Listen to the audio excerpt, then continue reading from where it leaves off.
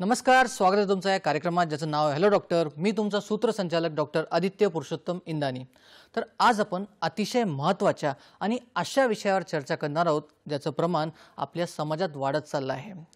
कारण आपल्या शरीरातील सगळ्यात महत्त्वाची आणि मजबूत गोष्ट म्हणजे आपली हाडं. आपल्या हाडं आपल्या शरीराचा पाया आहेत. आपल्या हाडांमुळे आपण उभं राहतो, चालू शकतो व इतर सगळ्या शारीरिक क्रिया करू शकतो.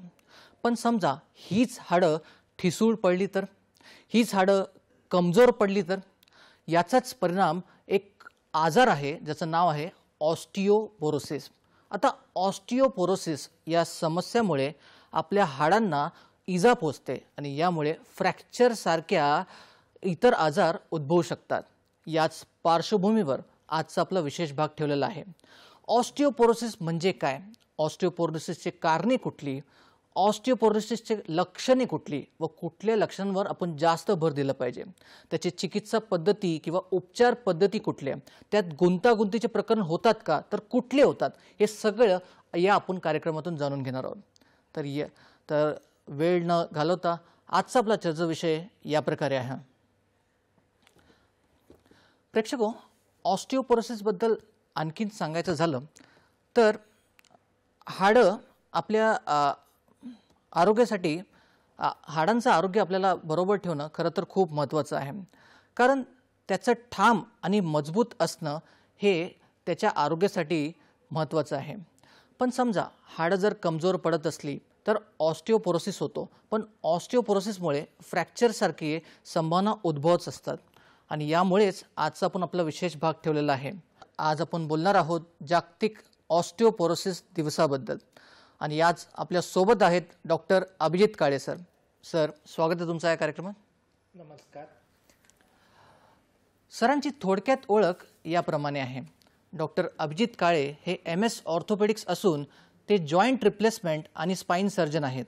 Lokmanya Tilak municipal medical college आणि सायन रुग्णालयात अस्थिव्यंग शल्यचिकित्सा विभागात सध्या ते प्रोफेसर म्हणून कार्यरत आहेत. सायन रुग्णालय आणि सैफी रुग्णालयात त्यांना रुग्णसेवेचा 22 वर्षांचा अनुभव आहे. तर असे बहुगुणी डॉक्टर आज आपल्या सोबत आपल्या स्टुडिओमध्ये उपस्थित आहेत. आपण कार्यक्रमाला सुरुवात करूच, पण त्याआधी एक सूचना. प्रेक्षको, हा कार्यक्रम आपला आहे व याच्यात तुमचा सहभाग देखील तितकाच महत्त्वाचा. तर आपल्या कार्यक्रमात सहभागी होण्यासाठी आमचे दूरध्वनी क्रमांक कृपया टिपून घ्यावे. आमचे दूरध्वनी क्रमांक या प्रकारे आहे: 022 24 90 80 50 2498 90 50. चला आपण मुख्य कार्यक्रमाला सुरुवात करूया. सर, माझा पहिला प्रश्न तुमच्यासाठी असा आहे की आपण प्रेक्षकांना सांगा की ऑस्टिओपोरोसिस म्हणजे नेमकं काय, याच्यात हाडांमध्ये काय घडतं. ऑस्टिओपोरोसिस, ऑस्टिओन म्हणजे हाडं आणि पोरोस म्हणजे ठिसूळ पडणं. तर जेव्हा हाडं ठिसूळ पडतात त्याला सोप्या भाषेत म्हणायचं ऑस्टिओपोरोसिस. तर decrease in bone mineral density is known as osteoporosis. तर जे हाडांचे दोन भाग असतात, एक असतो कॉर्टिकल बोन आणि दुसरा असतो कॅन्सलस बोन. हा दोन्ही जो भाग असतो हाडाचा हा ठिसूळ पडत जातो आणि हे ठिसूळ पडण्याचे वेगवेगळे कारणं आहेत. पण एकदा हे ठिसूळ पडले की मग अगदी कमी प्रमाणात जरी मार लागला किंवा धक्का जरी लागला तरी हाडं मोडतात आणि मग याला म्हणतो आपण फ्रॅजिलिटी फ्रॅक्चर्स किंवा ऑस्टिओपोरोटिक फ्रॅक्चर्स. तर ऑस्टिओपोरोसिस हा अतिशय याचे इन्सिडन्स बघितलं, प्रमाण बघितलं तर फार जास्त आहे आणि ॲट द सेम टाईम हा अंडर डायग्नोस्ड आणि अंडर ट्रीटेड सुद्धा आहे. बरं, म्हणजे ऑस्टिओपोरोसिसमुळे तुम्ही सांगितल्याप्रमाणे हाडं पोकळ आणि ठिसूळ पडतात. आता त्याच्या मागची कारणे काय ते आपण चर्चा करणारच आहोत. पण त्यासोबत एक महत्त्वाचा प्रश्न असा की बऱ्याचदा स्त्रियांमध्ये याचं परिणाम जास्त बघायला मिळतो. म्हणजे रजोनिवृत्तीनंतर किंवा मेनोपॉज नंतर ऑस्टिओपोरोसिस स्त्रियांमध्ये जास्त होतं. तर यामागचं कारण काय काय सांगाल? तर मेनोपॉज नंतर स्त्रियांमध्ये जे हार्मोन असतं इस्ट्रोजन हार्मोन याचे लेवल्स कमी होत जातात आणि काही काळाने ते नाहीसे पण होतात. आणि इस्ट्रोजन्सचा बोन्सवर, कार्टिलेजवर, मसल्सवर, लिगामेंटवर मोठा पॉझिटिव्ह इफेक्ट आहे. इस्ट्रोजनचं प्रमाण कमी झाल्यामुळे हाडांमध्ये ज्या पेशी असतात ऑस्टिओक्लास्ट, या ऑस्टिओक्लास्टची ॲक्टिव्हिटी वाढते आणि ऑस्टिओक्लास्टची ॲक्टिव्हिटी वाढल्यामुळे बोनचं रिझॉर्प्शन, बोन जो बॅलन्स असतो तो बॅलन्स कमी होत जातो, त्याने हाडं ठिसूळ पडतात. याला म्हणतो आपण पोस्ट मेनोपॉझल ऑस्टिओपोरोसिस. तर इस्ट्रोजनचं विड्रॉल झाल्यामुळे हा सगळा आपल्याला प्रकार दिसून येतो. बरं सर, तुम्ही सांगितलं की हा अनडायग्नोज राहतो, म्हणजे याची लक्षणे सुरुवातीला कळत नाही असं तुम्हाला सांगायचं असेल तर यामागची तरी सुद्धा महत्त्वाची लक्षणे कुठली, की आपण कुठल्या लक्षणांवर भर दिला पाहिजे? किंवा बऱ्याचदा आपण प्रॅक्टिसमध्ये बघतो की कोणी जर ओबेस्ट असेल, ओव्हरवेट असेल किंवा स्थौल्य त्याला असेल असं, तर त्याची हाईट कमी होताना आपल्याला दिसते, मग तेव्हा आपण सस्पेक्ट करतो की याला ऑस्टिओपोरोसिस असू शकतो. तर त्यासोबत आणखीन कुठली लक्षणे आहेत? तर ऑस्टिओपोरोसिसचे लक्षणं किंवा क्लिनिकल फीचर्स बघितलं तर खूप वेग अशी असतात. पेशंटला युजली पेन राहतो आणि तो पॉलीआर्थ्राल्जी असतो, म्हणजे अनेक ठिकाणी वेदना होतात आणि हा बऱ्याचदा मायग्रेटरी असतो. एका पॉईंटला तो लोकलाइज नसतो. आज मनगट दुखतं, दुसऱ्या दिवशी कोपर दुखतो, तिसऱ्या दिवशी खांद्यात दुखतं, चौथ्या दिवशी कंबर दुखू लागते, पाचव्या दिवशी गुडघा दुखू लागतो. तर हे जे पेन असतं हे मायग्रेटरी असतं. याची जी इंटेन्सिटी असते ही खूप लो असते, पण हे पुन्हा पुन्हा येत राहतं पेन, आणि पेन किलर जरी घेतले तरी हे पेन जात नाही. हे ऑस्टिओपोरोसिस जे आपण म्हटलो याचे वेगवेगळे प्रकारसुद्धा आहेत. जसे की एक आपण नुकताच डिस्कस केला तो म्हणजे पोस्ट मेनोपॉझल ऑस्टिओपोरोसिस, जो मेनोपॉज नंतर इस्ट्रोजनचं प्रमाण घटल्यामुळे होतो. साधारणतः ऑस्टिओपोरोसिस म्हटलं तर त्याचे दोन भाग असतात. एक असतं लोकलाइज्ड ऑस्टिओपोरोसिस, म्हणजे फक्त एका भागातच ऑस्टिओपोरोसिस होणं, पूर्ण शरीरात नाही होणार. समजा हाताचं हाड मोडले आणि मग त्या हाड मोडल्यानंतर त्याचे उपचार समजा प्लास्टर घालून केले आणि प्लास्टर 2 महिने 3 महिने राहिलं तर त्या भागाचा आपण वापर केलेला नाही, तर त्याला म्हणायचं लोकलाइज्ड ऑस्टिओपोरोसिस झालं. बाकीचे शरीरातले हाडं व्यवस्थित आहेत, पण फक्त त्या विशिष्ट भागात तो भाग न वापरल्यामुळे तिथली घनता कमी होते, तर हा आहे लोकलाइज्ड ऑस्टिओपोरोसिस. आणि दुसरा जो असतो तो म्हणजे जनरलाइज्ड ऑस्टिओपोरोसिस. शरीरामध्ये 206 हाडं आहेत आणि हे 206च्या 6 हाडं ठिसूळ पडतात. मग याचे जे कारणं आहेत त्याला ब्रॉडली आपण डिवाइड करतो प्रायमरी आणि सेकंडरी ऑस्टिओपोरोसिस म्हणून. प्रायमरी ऑस्टिओपोरोसिसमध्ये कारणं अशी येतात की ज्याच्यात आपल्याला माहीत नाही कारण काय, म्हणजे इडिओपॅथिक ऑस्टिओपोरोसिस. प्रायमरी ऑस्टिओपोरोसिसचा दुसरा भाग म्हणजे पोस्ट मेनोपॉझल ऑस्टिओपोरोसिस आणि त्याचा तिसरा भाग म्हणजे सिनाइल ऑस्टिओपोरोसिस, जो वयोमानानुसार होतो. तर 50शीच्या वयानंतर युजली याची सुरुवात होते, पण जर का मेनोपॉज लवकर आलाय, 42शीला आलाय, 45शीला आलाय, मग तो ऑस्टिओपोरोसिस लवकर चालू होईल. दुसरा ऑस्टिओपोरोसिसचा प्रकार म्हणजे सेकंडरी ऑस्टिओपोरोसिस. याच्यामध्ये कारणं असतात, त्याचे वेगवेगळे कारणं आहेत जे आपण बघू. नक्कीच सर, तुम्ही सुरुवातीच्या लक्षणांबद्दल सांगितलं आणि हेही सांगितलं की लोकलाइज्ड आणि जनरलाइज्ड ऑस्टिओपोरोसिस म्हणजे एका ठिकाणी होणारा आणि पूर्ण शरीराला होणारा ऑस्टिओपोरोसिस, हाडं ठिसूळ होण्याची कारणे वेगवेगळी असू शकतात. आणि सेकंडरी म्हणजे जे जनरलाइज्ड आहे त्याची कारणे असतात, ते आपण चर्चा करणारच आहोत. पण सर, पुढचा प्रश्न असा येतो की हे हाडं जे ठिसूळ होतात हे नेमकी कशी होतात, म्हणजे याचं मागचं कारण काय, की हे हाडं ठिसूळ होण्याची नेमकी प्रक्रिया काय आहे? तर हाडं जेव्हा ठिसूळ होतात याच्यामध्ये जसं सांगितलं हे हाडांचे 2 घटक असतात. एक असतो की कॉर्टेक्स आणि दुसरं असतं ते कॅन्सलस बोनचा भाग. तर जेव्हा आपण पोस्ट मेनोपॉझल ऑस्टिओपोरोसिस म्हणतो याच्यामध्ये ऑस्टिओक्लास्टिक ॲक्टिव्हिटी वाढते. ऑस्टिओक्लास्ट ही जी पेशी आहे हाडांच्या आतली याची ॲक्टिव्हिटी वाढते आणि याच्या ॲक्टिव्हिटीमुळे जे हाडात जे काही कॅल्शियम आहे, दुसरं जे काही द्रव्य आहे ते सगळं खेचून घेतलं जातं. हे बँक बॅलन्स जसा कमी होत जातो तसं हे कॅल्शियमचा बॅलन्स बोनमधला कमी होतो. हा प्रकार दिसतो पोस्ट मेनोपॉझल ऑस्टिओपोरोसिसमध्ये. जेव्हा की सिनाईल ऑस्टिओपोरोसिसमध्ये जे पेरिऑस्टियम असतं, जे मेड्युलरी कॅनल असतं, तिथून जो असतो कॉर्टेक्समधून जे ऑस्टिओब्लास्टिक ॲक्टिव्हिटी असते ती कमी होते. त्यामुळे न्यू बोन फॉर्मेशन, नवीन जे डिपॉझिट असतं, जे बँक बॅलन्स असतो, बोन बॅलन्स असतो, तो वाढत नाही आणि त्याच्यामुळे याची घट होत राहते. सामान्यतः सिनाईल ऑस्टिओपोरोसिसमध्ये जी काही आपली घनता आहे ही दरवर्षी ऑन ॲन ॲव्हरेज 1% कमी होते.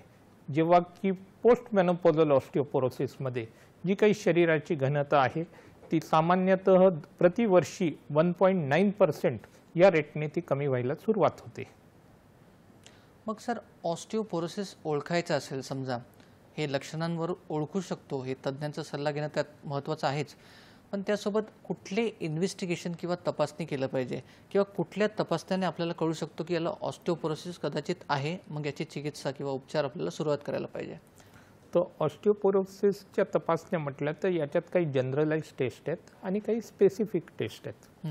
जर का स्पेसिफिक टेस्ट बघितली तर मोस्ट कॉमनली वापरली जाणारी टेस्ट म्हणजे DEXA scan, dual energy x ray absorptiometry scan. हा एक्सरेच्या मशीनच्या खाली केले गेलेला हा तपास असतो आणि या तपासणीमध्ये आपल्याला टी स्कोर मिळतो आणि याच्या काही व्हॅल्यूज आहेत. तर या टी स्कोर सामान्यतः नॉर्मल इंडिव्हिज्युअल्स, नॉर्मल बोन्समध्ये -1.0 पेक्षा जास्त असतो. जर का टी स्कोर -1.0 ते -2.5 याच्यामध्ये असेल तर त्याला आपण ऑस्टिओपिनिया म्हणतो, जी की नॉर्मल बोन आणि ऑस्टिओपोरोसिस बोनच्या मधली स्टेज आहे. आणि जर का तो टी स्कोर हा -2.5च्याही खाली आला तर त्याला आपण ऑस्टिओपोरोसिस असं म्हणतो. ही झाली एक टेस्ट म्हणजे ड्युअल एनर्जी ॲब्सॉर्प्शोमेट्री टेस्ट किंवा डेक्सा स्कॅन. याचा दुसरा एक भाग असतो ज्याला म्हणतो आपण BMD स्कॅन किंवा बोन मिनरल डेन्सिटी स्कॅन.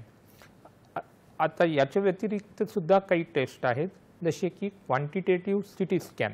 याच्यामध्ये क्रॉस सेक्शनल स्टडीमध्ये आपण बोनची घनता बघतो. या टेस्टचा आधीच्या 2 टेस्ट वरती ॲडव्हान्टेज असा आहे की बऱ्याचदा उतरत्या वयामध्ये मेनली जेव्हा आपण मणक्याची घनता बघतो तर मणक्याच्या समोर जी मोठी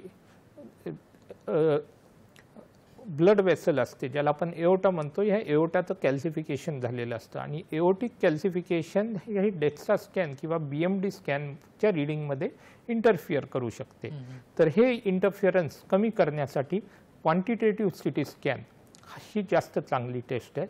आजकाल AIच्या मदतीने सुद्धा आपल्याला हे स्कोर समजतात. मग डेक्सा स्कॅन हे गव्हर्नमेंट हॉस्पिटल्समध्ये किंवा प्रायव्हेट हॉस्पिटल्समध्ये त्याची सुविधा उपलब्ध आहेच, तर त्याबद्दल तुम्ही सांगा की कोणाला समजा डेक्सा स्कॅन किंवा माहीत करून घ्यायचं की त्यांचे हाडं ठिसूळ आहे का नाही, तर ते डेक्सा स्कॅन DXA स्कॅनसाठी जाऊ शकतात का? हो, आता मुंबईमध्ये बघितलं तर KEM हॉस्पिटलमध्ये, जे की बृहन्मुंबई महानगरपालिकेचं हॉस्पिटल आहे, तिथे ही सुविधा आहे डेक्सा स्कॅनची.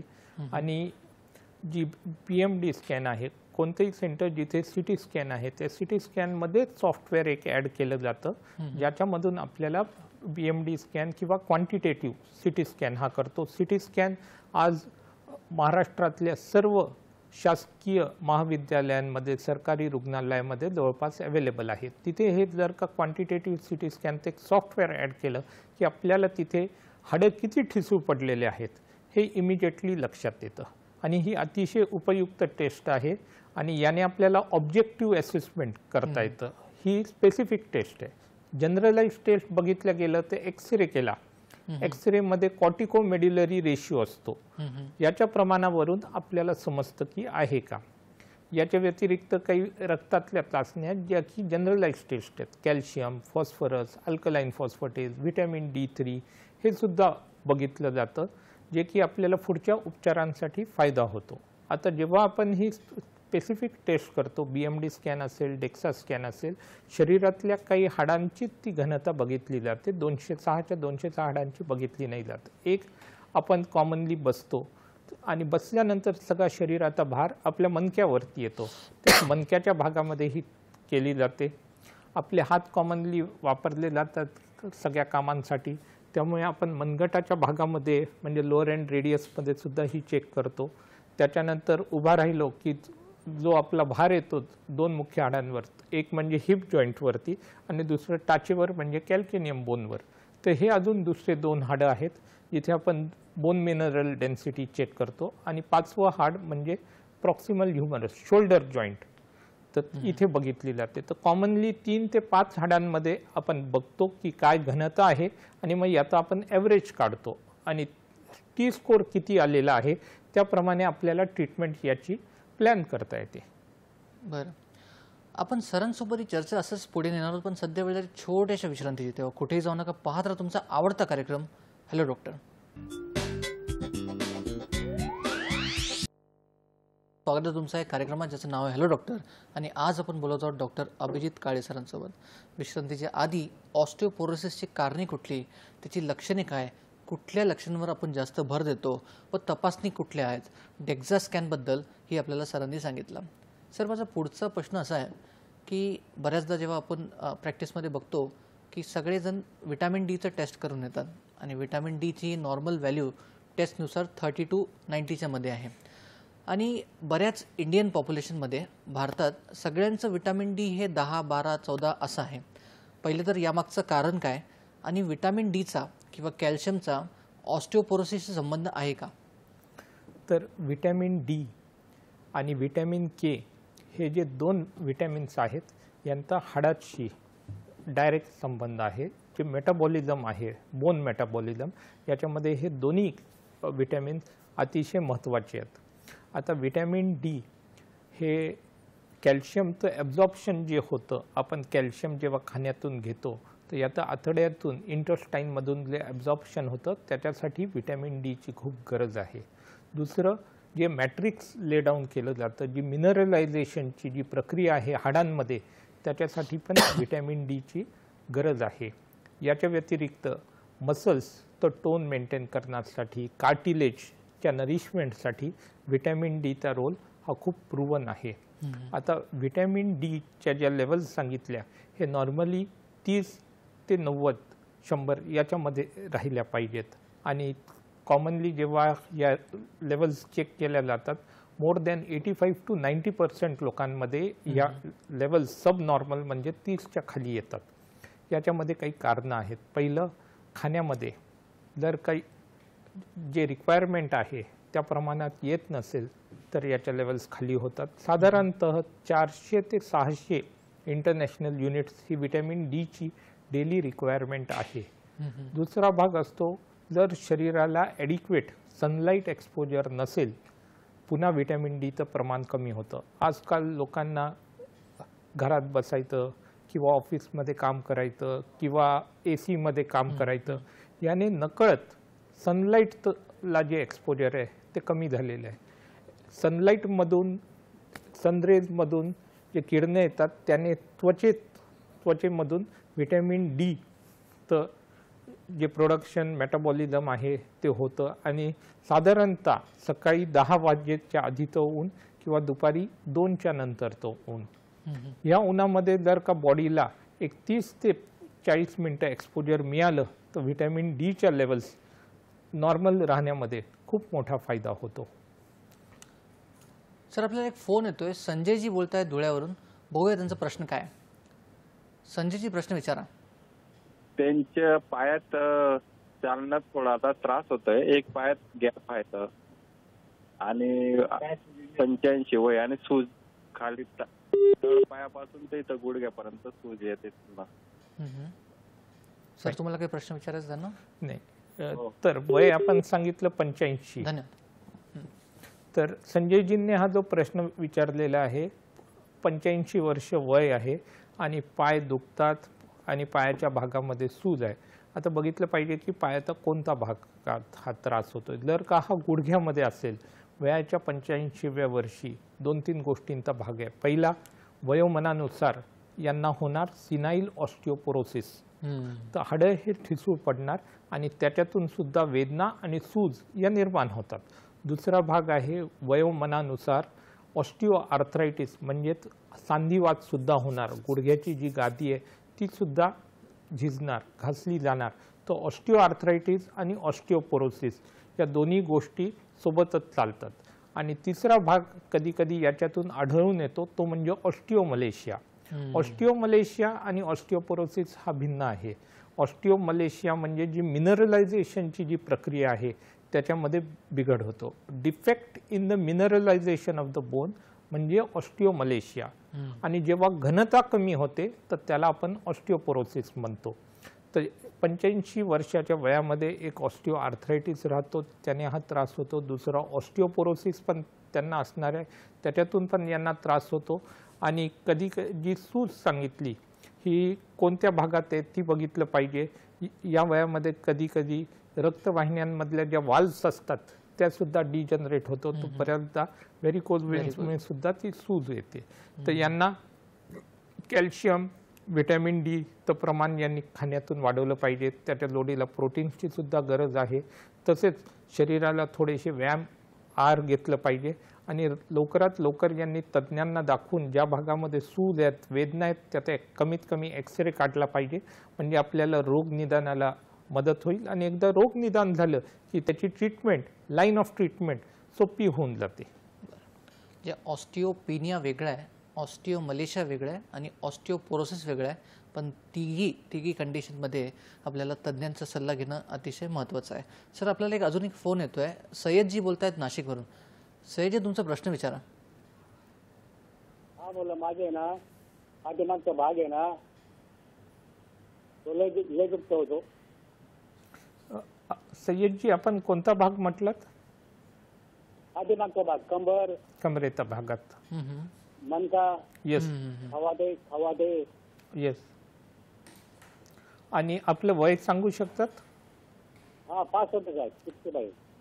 55. हा. आणि सकाळी उठल्यानंतर आपलं अंग ताठून जातं, हा? शरीर लखडून जातं सकाळी उठल्यानंतर? हो, सकाळी उठल्यानंतर लय दुखतो. ओके. आणि आपला व्यवसाय काय आहे? आपलं बसणं जास्त असतं का फील्डमध्ये चालणं फिरणं जास्त होतं? बसणं जास्त राहतो. बसणं जास्त होतं. चालेल. मी बरं, धन्यवाद. तर आपल्याला सय्यदजींनी जे त्रास सांगितला, कमरेच्या भागात दुखतं, पाठीच्या भागात दुखतं आणि त्यांचं वय त्यांनी सांगितलं 55 वर्ष आणि त्यांचा जो व्यवसाय आहे तो बसून आहे. तर काय होतं, जेव्हा आपण बसून काम करतो शरीराचा सगळा जो भार असतो तो पाठीवर, कमरेच्या मणक्यावरती येतो. याच्यातून तिथे झीज व्हायला चालू होते, गादी झिजते. मणक्याच्या मध्ये जो फॅसेट जॉईंट असतो तेही घर्षण होतं. तर याला म्हणतात लंबर स्पॉन्डिलोसिस, ज्याच्यामध्ये डिजनरेटिव्ह डिस्क डिझीज पण होतो प्लस फॅसेटल आर्थ्रोपॅथी पण होते. तर यांना हा एक भाग आहे. याच्या जोडीला 50च्या नंतर या हार्मोनल चेंजेस बॉडीमध्ये होतात, त्यामुळे ऑस्टिओपोरोसिस होणं हे सुद्धा स्वाभाविक आहे. फक्त याच्यामध्ये विषय इतकाच आहे की यांना ऑस्टिओपिनिया आहे का ऑस्टिओपोरोसिस आहे. युजली 55 या वयामध्ये साधारणतः ऑस्टिओपिनिया राहतो किंवा कधी कधी बोन्स हे नॉर्मल सुद्धा बघितले जातात. आणि त्यांचं जसं त्यांनी सांगितलं बसून आहेत, त्यांचं घरामध्ये किंवा ऑफिसमध्ये जास्त आहे, त्यामुळे सनलाईट एक्सपोजर कमी होतं, त्यामुळे नकळत यांना व्हिटॅमिन डी सुद्धा कमी राहतं. तर यांना पहिला तपास म्हणजे यांनी मणक्याचा एक्सरे केला पाहिजे. दुसरा भाग म्हणजे यांनी काही ब्लडच्या टेस्ट, याच्यामध्ये प्रामुख्याने calcium, phosphorus, alkaline phosphatase, vitamin D3 बघितलं पाहिजे. त्याच्या जोडीला युरिक ॲसिड, आपण कंप्लीट ब्लड काउंटसुद्धा करतो.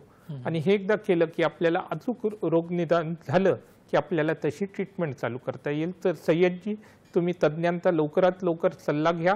रोगनिदान झालं की आपली ट्रीटमेंट आपल्याला सोयीस्कर होऊन जाईल. सर, आपण विटॅमिन डी आणि कॅल्शियमबद्दल बोलत होतो आणि तुम्ही सांगितलं की नुसतं कॅल्शियमच नाही, विटॅमिन डी तितकाच गरजेचं आहे. कॅल्शियमच्या ॲब्झॉर्प्शनसाठी विटॅमिन डी गरजेचं आहे, कारण विटॅमिन डी हा कॅल्शियमला बोनपर्यंत घेऊन जातो आणि मग पुढची जी प्रोसेस होते. सर, विटॅमिन डी जर समजा कोणाचं कमी असेल तर सुरुवातीची कुठली लक्षणं असतात ज्यामुळे आपल्याला विटॅमिन डीची टेस्ट केली पाहिजे? तर जेव्हा व्हिटॅमिन डी डेफिशियन्सी म्हणजे कमतरता होते तर पहिलं म्हणजे आपल्याला थकवा लवकर जाणवतो. डे टू डे आपण जे काही काम करतो, समजा रोज आपण 6 तास 8 तास आपल्याला कामाची सवय असते, पण 3ऱ्या 4थ्या तासानंतरच आपल्याला वाटू लागतं नाही, नकळत थोडंसं बॉडी पेन होतोय, आज आपण लवकर थकतोय, हे एक पहिलं लक्षण असतं. दुसरं, थोडं जरी काम केलं तरी लगेच दुखायला लागतं. 2 किलो 4 किलोची जरी पिशवी उचलली तरी तो हात दुखायला लागतो, जे की नॉर्मली नाही झालं पाहिजे. समजा 10-15 मिनिटं चालायचा योग आला की लगेच पायामध्ये गोळे यायला लागतात, ते दुखू लागतं. थोडंसं वाकणं झालं, कंबर दुखू लागते. तर बेसिकली इझी फटिगेबिलिटी याच्यामध्ये निर्माण होते. कामामध्ये निरुत्साह निर्माण होतो. हे सगळे अर्ली सिम्पटम्स असतात व्हिटॅमिन डी डेफिशियन्सीचे. नक्कीच सर.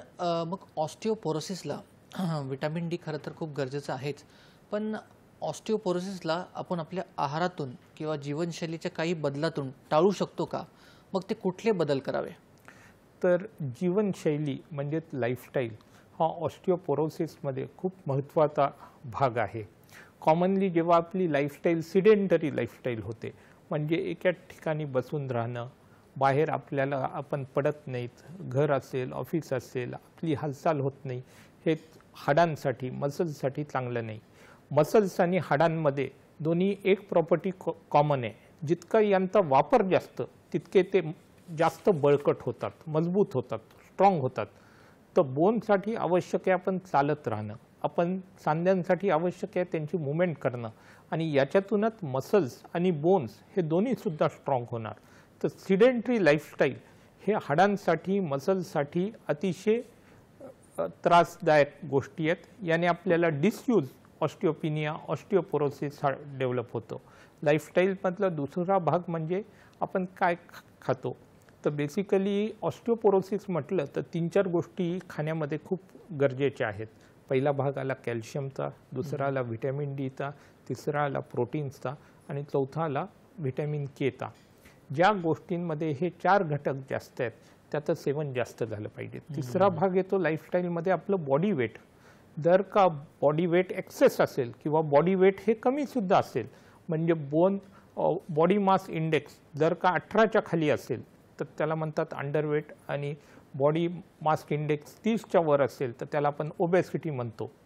तर दोन्ही बाजूला जर का वेट असेल तर दोन्ही कारणांमुळे ऑस्टिओपिनिया किंवा ऑस्टिओपोरोसिसची हे वाढते. तसंच जीवनशैलीमध्ये जर का आपल्याला काही सवयी असतील, धूम्रपानाच्या असतील किंवा मद्यपेयाच्या सवयी असतील, तर याने सुद्धा जी हाडांची क्वालिटी आहे ती ठिसूळपणाकडे जाते. तर स्मोकिंग आणि अल्कोहोल हे दोन्हीसुद्धा हाडांसाठी घातक आहेत आणि ते पूर्णपणे टाळले पाहिजेत.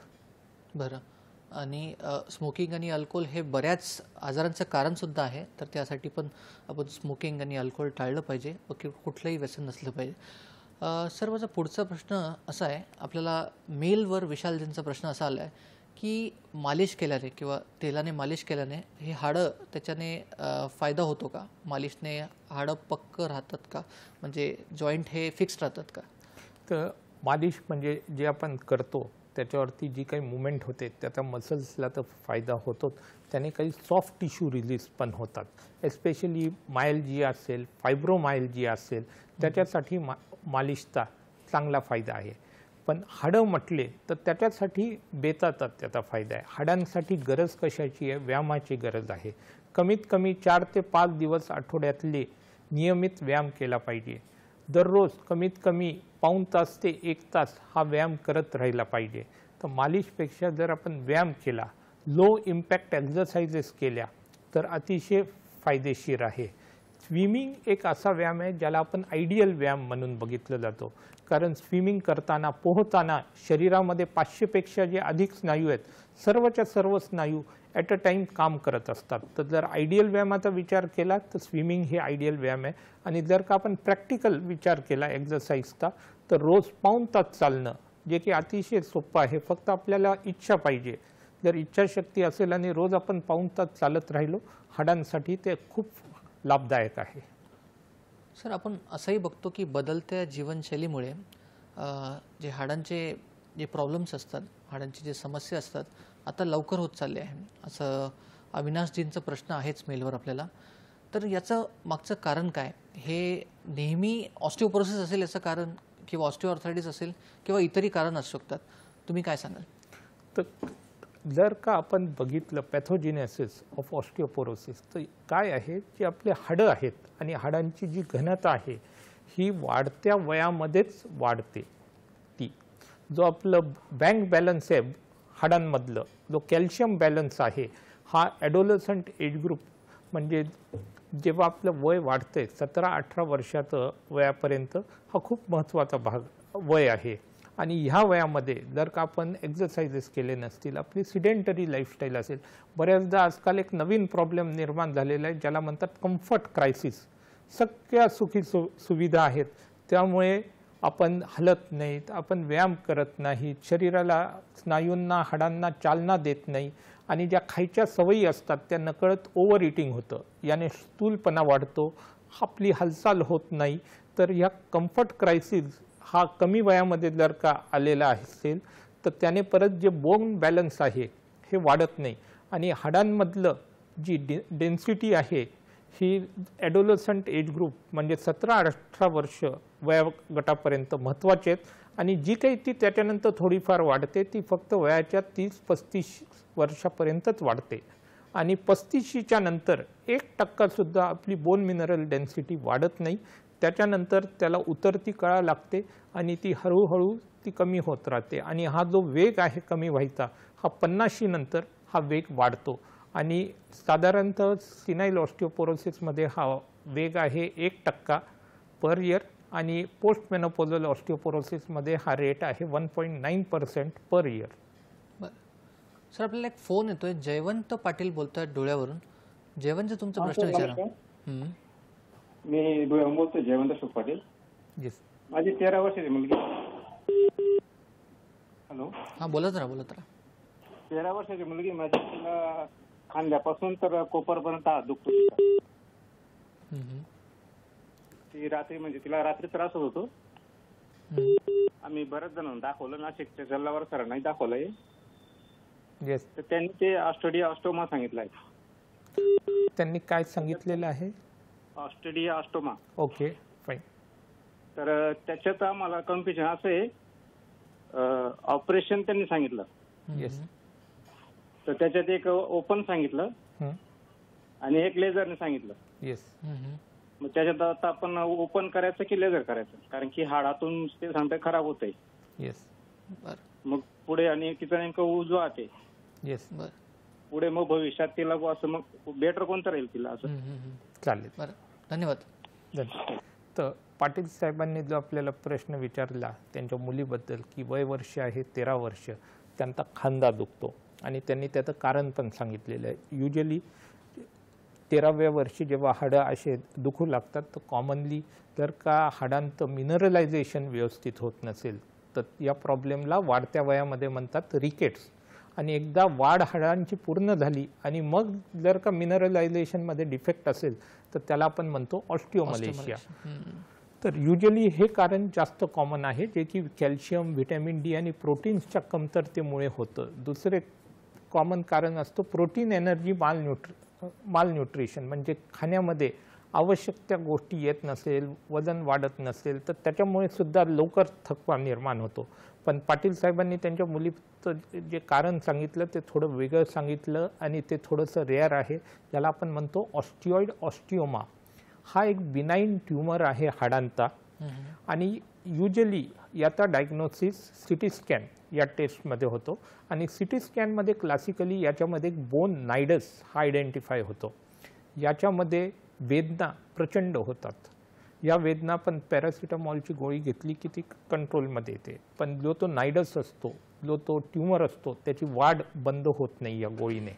याच्यासाठी जी ट्रीटमेंट आहे यांनी जसं सांगितलं 2 ऑप्शन दिलेले आहेत. एक, ओपन सर्जरी करून आपल्याला तो नायडस काढता येतो किंवा जो नवीन भाग आलेला आहे याच्या ट्रीटमेंटमध्ये याला म्हणतात रेडिओ फ्रिक्वेन्सी ॲब्लेजन, RIA. जे त्यांनी लेझर सांगितलं तर हा लेझरचाच प्रकार आहे, रेडिओ फ्रिक्वेन्सी ॲब्लेजन.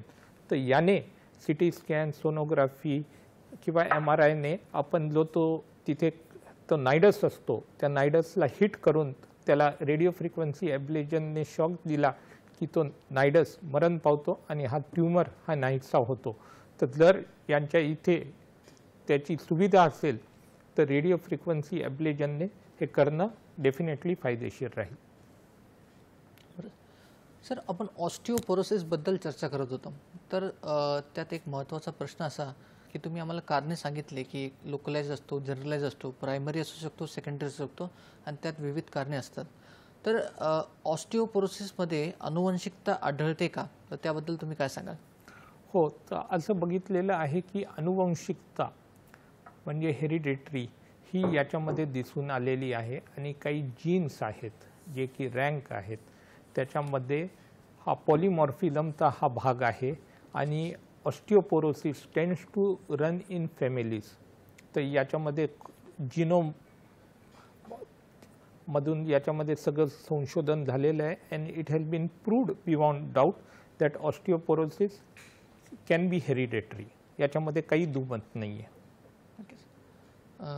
आपण सरांसोबत ही चर्चा असंच पुढे नेणार आहोत, पण सध्या वेळेला छोट्याशा विश्रांतीची. तेव्हा कुठेही जाऊ नका, पाहत राहा तुमचा आवडता कार्यक्रम हॅलो डॉक्टर.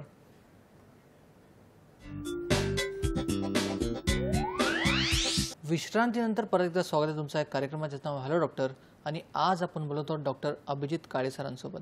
विश्रांतीच्या आधी ऑस्टिओपोरोसिसचे कारणे, लक्षणे आणि काही तपासण्यांबद्दल चर्चा झाली व इतरही जे गोष्टी होत्या त्याबद्दलही चर्चा झाली. सर, माझा पुढचा प्रश्न तुमच्याकडे असा आहे की जेव्हा आपण ऑस्टिओपोरोसिसला ट्रीट करतो, जेव्हा आपण त्याचा उपचार करतो, त्यात एक महत्त्वाचा उपचार पद्धती म्हणून एक मेडिसिन अशी येते, त्याचं नाव आहे ॲलेंड्रोनेट. तर त्याबद्दल आम्हाला सांगा की नेमकी उपचार पद्धती आहे काय आणि त्यासोबत सर्जिकली किंवा आपण शल्यचिकित्सेने ऑस्टिओपोरोसिसला बरं करू शकतो का? तर ऑस्टिओपोरोसिसची मॅनेजमेंट बघितली तर ही इसेन्शियली मल्टीमोडल ट्रीटमेंट असते. पहिला भाग याच्यामध्ये आहे लाईफस्टाईल. तुम्हाला लाईफस्टाईल बदली करायला लागेल. ज्या खाद्यपदार्थांमध्ये calcium, vitamin D, vitamin K आणि प्रोटीनची मात्रा जास्त आहे ते आपण खाद्यपदार्थ घेतले पाहिजेत. याचा दुसरा भाग आहे की सिडेंटरी लाईफस्टाईलपासून दूर जा, शरीराला चालना द्या, शरीराला व्यायाम करा. आपल्याला 4 ते 5 दिवस कमीत कमी आठवड्यातले व्यायाम करायचे, पाऊण तास ते 1 तासासाठी. याचा पुढचा भाग येतो की याच्यामध्ये आपल्याला काही गोळ्या औषधंही घेता येतात. गोळ्यांमध्ये पहिला भाग येतो कॅल्शियमचा. साधारणतः डेली कॅल्शियम एक 1000 मिलीग्रॅम्स तरी घेतलं पाहिजे, ज्याच्यातून एलिमेंटल कॅल्शियम तर इतका आपल्याला मिळालं पाहिजे. दुसरा भाग आहे व्हिटॅमिन D3 ज्याची रिक्वायरमेंट साधारण आपण 400 to 600 international units per day या प्रमाणात ठेवतो. तिसरा भाग असतो आपल्याला प्रोटीनसुद्धा घ्यायला लागतील. Proteins up to the age of 50 requirement असते 1 gram per kg per day. पण एकदा ऑस्टिओपोरोसिस डायग्नोज झाला की याची रिक्वायरमेंट वाढून ती 1.8 gram per kg per day या हिशोबाने आपल्याला प्रोटीन्स घेतले पाहिजेत. पुढचा ट्रीटमेंटचा भाग येतो ऑस्टिओपोरोसिससाठी काही स्पेसिफिक ड्रग्स आहेत जे की टेस्टमध्ये टी स्कोअर -2.5 पेक्षा कमी आले असतील तरच घेतले जातात. याच्यात पहिला जे आपण उल्लेख केला औषधाचा ते म्हणजे ॲलेंड्रोनेट. ॲलेंड्रोनेट हे बिसफॉस्फोनेट ग्रुप्सचं औषध आहे. ॲलेंड्रोनेट हे गोळीच्या स्वरूपात येतं आणि जेलीसुद्धा त्याची येते. ॲलेंड्रोनेट हे 2 मात्रांमध्ये येतं. एक येतं 35 मिलीग्रॅम आणि दुसरं येतं 70 मिलीग्रॅम. 10 मिलीग्रॅमची सुद्धा गोळी याच्यामध्ये येते. तर ॲलेंड्रोनेट हे बिसफॉस्फोनेट ग्रुपचं ड्रग आहे आणि याचं प्रायमरी फंक्शन आहे ऑस्टिओक्लास्टची ॲक्टिव्हिटी कमी करणं. ऑस्टिओक्लास्ट हे त्या पेशी आहेत हाड्यातल्या जे आपलं बँक बॅलन्स कमी करतं, बोन बॅलन्स कमी करतं, त्याच्यातलं कॅल्शियम काढून घेतं ते. तर ॲलेंड्रोनेट गोळीचा फायदा हे आहे की आपला अजून बँक बॅलन्स, बोन बॅलन्स कमी नाही होणार. त्याने भले वाढणार नाही पण तो कमी नाही होणार. ॲलेंड्रोनेट हे आठवड्यातून एकदा आपण घेतो. ऑस्टिओपोरोसिसची जेव्हा शक्यता असते तर आपण 35 मिलीग्रॅम पर वीक हा डोस घेतो आणि जर का इस्टॅब्लिश्ड ऑस्टिओपोरोसिस विथ फ्रॅक्चर असेल तर आपण डोस देतो 70 मिलीग्रॅम पर वीक ह्या हिशोबाने. ॲलेंड्रोनेटसारखे जे दुसरे औषधं आहेत बिसफॉस्फोनेट ग्रुपचे त्याच्यामध्ये आहे रिसेंड्रोनेट. याचा डोस असतो 35 मिलीग्रॅम दर आठवड्याला. तिसरं औषध आहे इबॅन्ड्रोनेट. इबॅन्ड्रोनेट ही गोळी फक्त महिन्यातून एकदाच घ्यायला लागते.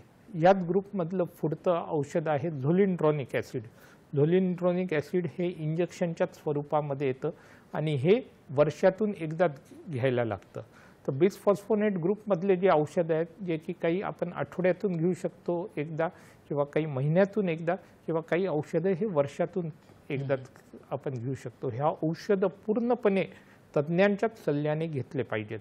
बिसफॉस्फोनेटच्या व्यतिरिक्त ऑस्टिओपोरोसिससाठी आपण डेन्युसुमॅब हे इंजेक्शनसुद्धा वापरतो. याचा डोस असतो 60 मिलीग्रॅम 6 महिन्यातून एकदा. डेन्युसुमॅब हे मेनली अप्रूव्ड आहे पोस्ट मेनोपॉझल ऑस्टिओपोरोसिससाठी. डेन्युसुमॅब हे रँक जे लायगंड आहे, जे जीन आहे, त्याच्यावरती काम करतं आणि त्याची ॲक्टिव्हिटी कमी करतो. तर परत डेन्युसुमॅब या इंजेक्शनमुळे जे ऑस्टिओक्लास्टची जी ॲक्टिव्हिटी आहे या पेशीची, ती कमी होते. म्हणजेच आपला कॅल्शियम बॅलन्स, बोन बॅलन्स कमी होण्यापासून ते रोखतं. पुढचं जे औषध आपण वापरतो ऑस्टिओपोरोसिसच्या ट्रीटमेंटला, त्याला म्हणतात इंजेक्शन पॅराथायरॉइड हार्मोन किंवा इंजेक्शन PTH. हे जे इंजेक्शन आहे याने आपली जी ऑस्टिओब्लास्टची ॲक्टिव्हिटी आहे ती वाढते. म्हणजे याने आपली जी बोन मिनरल डेन्सिटी आहे ती वाढते. आपला बोन बॅलन्स, आपला कॅल्शियम बॅलन्स हाडातला तो वाढतो. आणि अजून एक याच्यामध्ये औषध आहे ज्याला म्हणतात स्ट्रॉन्शियम. या स्ट्रॉन्शियम या औषधाने दोन्ही पेशींवरती इफेक्ट होतो. हे एकच औषध आहे जे दोन्ही पेशींवर इफेक्ट करतो, ऑस्टिओक्लास्ट आणि ऑस्टिओब्लास्ट. म्हणजे हे ऑस्टिओक्लास्टची ॲक्टिव्हिटी कमी करतं आणि ऑस्टिओब्लास्टची ॲक्टिव्हिटी वाढवतं. तर हे जे वेगवेगळे औषधं जे ऑस्टिओपोरोसिस या आजारासाठी वापरले जातात, हे पूर्णपणे तज्ज्ञांच्याच सल्ल्याने घेतले पाहिजेत. एक औषध जे राहिलं ते म्हणजे कॅल्सिटोनिन. कॅल्सिटोनिन हे आपल्या शरीरात एक हार्मोन आहे. कॅल्सिटोनिन हे इंजेक्शनच्या स्वरूपात येतं किंवा तो स्प्रेच्या स्वरूपात येतो. हा जो स्प्रे असतो हा नाकात मारायचा असतो, नाकपुडीत मारायचा असतो आणि हा दिवसातून एकदाच मारायचा. आज उजव्या नाकपुडीत, उद्या डाव्या नाकपुडीत, तिसऱ्या दिवशी उजव्या, चौथ्या दिवशी डाव्या, म्हणजे अल्टरनेट डे आपण त्या नाकपुडीत मारत राहतो. आणि याने जे कॅल्सिटोनिनचं परत जे प्रमाण वाढतं, यानेही ऑस्टिओक्लास्टिक ॲक्टिव्हिटी कमी होते. बरं सर, आपल्याला एक मेलवर प्रश्न आला आहे. पुरुषोत्तम गुलाने बोलत आहेत की त्यांना मानेत दुखत आहे आणि त्यामुळे दोन्ही हातांना झणझण्या येतात, टिंगलिंग सेन्सेशन होतं. तर त्याबद्दल तुम्ही काय सांगाल की याच्यात आपण काय करू शकतो? तर युजली ऑस्टिओपोरोसिसचा आघात जे स्केलेटन आहेत याच्यामध्ये दिसून येतो, ज्याच्यात मानेचा मणकाचा भाग येतो. मानेच्या मणक्यामध्ये जी गादी असते परत त्याची झीज होते आणि जे फेसेट जॉईंट्स असतात त्याची सुद्धा झीज होऊ लागते. ज्याला आपण या दोन्ही जेव्हा गोष्टी एकत्र होतो त्याला आपण सर्वायकल स्पॉन्डिलोसिस असं म्हणतो. आणि याने जी न्यूरल फोरामिन असते त्या फोरामिनमधून जी नस बाहेर पडते, या नसेवरती दाब येतो, त्याने नकळत हातामध्ये मुंग्या येतात, हातामध्ये चुनपणा जाणवू लागतो. याला आपण सर्वायकल स्पॉन्डिलोटिक रेडिक्युलोपॅथी असं म्हणतो. याच्यामध्ये सगळ्यात पहिला भाग असतो की मानेचा एक्सरे करणं. एक्सरेमध्ये काही मणक्यातला गॅप कमी झाले का ते बघतो. मानेमध्ये 7 मणके असतात. याच्यात कॉमनली 5व्या 6व्या मणक्यातली गादी झिजते, तो गॅप कमी होतो, कारण that is the apex of lordosis. आणि मग याच्यामध्ये जे एकदा आपण डायग्नोसिसला आलो, गरज पडली तर आपल्याला MRI सुद्धा करायला लागतो किंवा अजून काही वेगळ्या टेस्ट असतात. इलेक्ट्रोमायोग्राफी, नर्व कंडक्शन वेलोसिटी म्हणजे EMG NCV ही टेस्टसुद्धा याच्यामध्ये केली जाते. कधी कधी काही ब्लड टेस्टसुद्धा करायला लागतात. आणि एकदा आपल्याला डायग्नोसिस आलं मग त्याच्याशी रिलेटेड आपल्याला गोळ्या औषधं चालू करता येतात. सर, अजून एक प्रश्न आहे सर. हरीशजी बोलताय की त्याचा T स्कोर जे आहे 3.09 आहे. मग त्यांना प्रिकॉशनरी मेजर म्हणून आपण काय करू शकतो? आता वय त्यांचं 26 आहे. आता इतक्या कमी वयामध्ये इतकं ऑस्टिओपोरोसिस असा दिसून येणं हे खूप रेअर आहे. तर याच्यामध्ये सगळ्यात पहिला भाग आहे की याचं कारण काय ते शोधून काढणं. तर हे जे कारणं आहेत वेगवेगळे, याच्यामध्ये एक भाग येतो की काही प्रॉब्लेम्स आहेत का, बॉडीमध्ये डिसीज आहेत का. टाईप 1 डायबेटीसमध्ये ऑस्टिओपोरोसिस दिसून येतो. डायबेटीसच्या व्यतिरिक्त हायपोथायरॉइडिझम किंवा हायपरथायरॉइडिझम या दोन्हीमध्येही आपल्याला ऑस्टिओपोरोसिस दिसून येतो. त्याच्या व्यतिरिक्त काही पिच्युटरी ग्लँडशी रिलेटेड काही ट्यूमर्स असतील त्याच्यामध्येही दिसून येतो. दुसरा महत्त्वाचा भाग आहे की काही हे औषधं घेत आहेत का वेगवेगळ्या कारणांसाठी, ते बघितलं पाहिजे. कॉमनली जे झटकेसाठी जे औषधं घेतले जातात, अँटी इपिलेप्सी ड्रग्स, हे सगळे व्हिटॅमिन डीचं मेटाबॉलिझम एफेक्ट करतात आणि व्हिटॅमिन डीच्या लेवल्स खाली येऊन या सगळ्या केसेसमध्ये ऑस्टिओपोरोसिस होतं. दुसरं भाग, कोणत्याही कारणांसाठी आपण स्टिरॉइड घेत असू तर ग्लुकोकॉर्टिकॉइड्सने परत जे व्हिटॅमिन डीचं प्रमाण आहे, जे ऑस्टिओक्लास्टिक ॲक्टिव्हिटी वाढते आणि त्याने हाडं ठिसूळ पडतात. तर जेव्हा वयाच्या 30व्या-31व्या वर्षी आपल्याला ऑस्टिओपोरोसिस होतोय, सगळ्यात पहिला भाग आहे की त्याचं कारण काय ते शोधून काढणं आणि ते कारण ट्रीट करणं. एकदा ते कारण ट्रीट झालं की हाडाची ठिसूळपणा अजून कमी होणार नाही. मग याच्यामध्ये टी स्कोर तर झालेला आहे. जर का तो स्कोर आपल्याला नॉर्मलकडे न्यायचा असेल तर आपल्याला त्यांना कॅल्शियम, व्हिटॅमिन डी आणि प्रोटीन्स या व्यतिरिक्त आपल्याला त्यांना इंजेक्शन पॅराथायरॉइड हार्मोन चालू करायला लागतात. हे इन्सुलिनसारखे इंजेक्शन असतात जे की डेली घ्यायचे असतात आणि साधारणतः इंजेक्शन पॅराथायरॉइड हार्मोन आपण 2 वर्ष या कालखंडासाठी घेतो. कधी कधी आपण त्यांना बिसफॉस्फोनेट ग्रुपचाही ड्रग करू शकतो, जसे आपण म्हटलं टॅबलेट एलेंड्रोनेट. आणि ही गोळीची मर्यादा अशी आहे की हे औषध आपल्याला 4 वर्षापेक्षा जास्त घेता येत नाही, कारण एलेंड्रोनेट किंवा कोणत्याही बिसफॉस्फोनेट ग्रुप्समुळे रिफ्लक्स इसोफेजियाटिस जे पित्त असतं ते परत आपल्या अन्ननलिकेमध्ये येतं आणि त्या भागामध्ये इसोफेजायटिस डेव्हलप होतो आणि काळांतराने कॅन्सरची सुद्धा रिस्क त्याच्यामध्ये दिसून आलेली आहे, जे युनायटेड किंगडममध्ये वेगवेगळ्या स्टडीज कंडक्ट केले गेलेले आहेत. त्यामुळे हे कोणतेही औषधं तज्ज्ञांच्या सल्ल्याशिवाय कोणी घ्यायचा प्रयत्न करू नये. बरोबर. एलेंड्रोनेटचं जसं सरांनी सांगितलं की रिफ्लेक्स इसोफेजायटिस हा साईड इफेक्ट होऊ शकतो, म्हणून असं सांगितलं जातं की एलेंड्रोनेट घेतल्यानंतर तुम्ही लाय डाऊन करू नका, तुम्ही झोपू नका. तर हे आहेत सर. त्यासोबत त्यांचा प्रश्न असा होता की PWD सर्टिफिकेट त्यांना मिळू शकतं का ऑस्टिओपोरोसिससाठी? ऑस्टिओपोरोसिस हा बेसिकली जी डिसेबिलिटी वेगवेगळे प्रॉब्लेम्स आहेत त्याच्यामध्ये जे गव्हर्नमेंटचं गॅजेट आहे त्याच्यामध्ये त्याचा उल्लेख आहे आणि त्याच्यानुसार त्यांना काही त्याच्या सुविधा घ्यायच्या असतील ते त्यांना त्या गॅजेटमधल्या रूल्सप्रमाणे त्या घेता येतील, ज्याच्यासाठी त्यांना जवळच्या शासकीय महाविद्यालयामध्ये जायला लागेल, तिथे ॲप्लिकेशन द्यायला लागेल, त्यांची डिसेबिलिटी असेसमेंट होईल, त्यांना ऑक्युपेशनल थेरपीमध्ये पाठवून त्यांना वर्क असेसमेंटसुद्धा त्यांची होईल आणि एकदा सगळ्या टेस्टचे रिपोर्ट्स आल्यानंतरच ती डिसेबिलिटी इव्हॅल्युएट होऊन त्यांना त्याचा फायदा घेता येईल. सर, आपल्याला मेलवर अजून एक प्रश्न आहे. नंदा बर्जे बोलत आहेत की त्यांना मणक्याचा त्रास आहे, गादी पातळ झालेली आहे, त्यासोबत त्यांची गोळ्या चालू आहेत, पण तरीसुद्धा त्यांना तितकासा फरक नाही आणि अंगावर सूज येत आहे. मग यामागचं कारण काय? बरेच जण त्यांना सांगतात की गोळ्या घेतल्यामुळे त्यांना अंगावर सूज येते आणि हाडंसुद्धा ठिसूळ पडतात.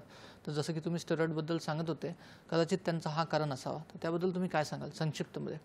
तर काय की त्यांना हा जो त्रास होतोय गोळ्यांमुळे, जर का आपण स्टिरॉइड्स घेत असेल समजा मंदाताई, तर स्टिरॉइड्समुळे स्थूलपणा वाढतो. स्टिरॉइड्समुळे ऑस्टिओक्लास्टची ॲक्टिव्हिटी वाढून ते हाडं ठिसूळ पडतात. पण हे स्टिरॉइड जर का आपण 3 महिन्यापेक्षा जास्त काळाकरता घेतले तरच हा सगळा इफेक्ट दिसून येतो.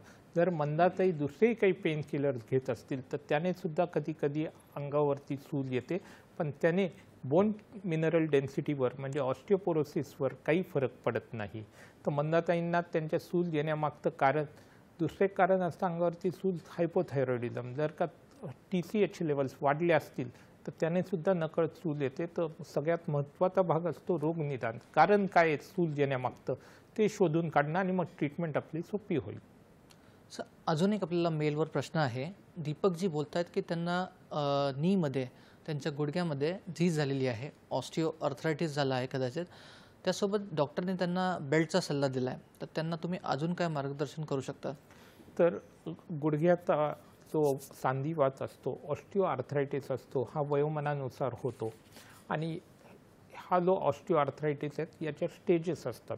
हे कॅल्ग्रीन लॉरेन्स क्लासिफिकेशनमध्ये याच्या 4 स्टेजेस आहेत.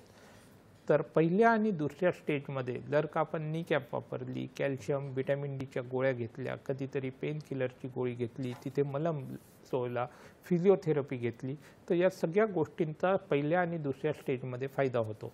पण जर का एका पायावर उभा राहून काढलेल्या एक्सरेमध्ये जर गुडघ्याच्या मधला गॅप नाहीसा झाला असेल, हाडावर हाड चिकटलं असेल, bone on bone arthritis develop झालं असेल किंवा हाड सरकलं असेल, सबलक्सेशन झालं असेल, मग गोळ्या औषधांचा, नी कॅपचा, इंजेक्शनचा, फिजिओथेरपीचा याच्यामध्ये काही मात्र फायदा होत नाही.